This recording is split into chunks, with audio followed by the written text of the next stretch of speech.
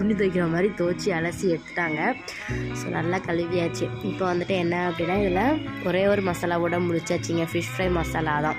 இதில் எல்லாமே இருக்குது, காரம் உப்பு எல்லாமே இருக்குது. பட் சரி கொஞ்சம் நம்ம எக்ஸ்ட்ரா நம்ம ஆட் பண்ணால் குளத்து மீனில் ஸ்மெல்லு கொஞ்சம் அதிகமாகவே வரும், அது எனக்கு பிடிக்காது. ஸோ அதனால் கொஞ்சம் நல்லா லெமனும் உப்பு மட்டும் நல்லா ஆட் பண்ணி நல்லா தூக்கலாக போட்டாச்சு.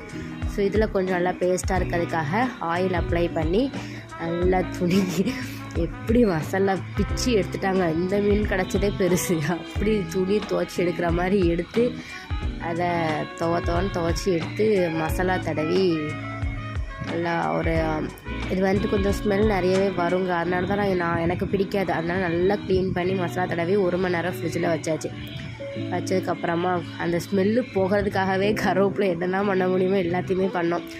ஸோ நல்லா ஃப்ரை பண்ணி சுட அப்படியே சாப்பிடும்போது எப்படி இருந்துச்சு தெரியுமாங்க, சூப்பராக இருந்தேன். ஸோ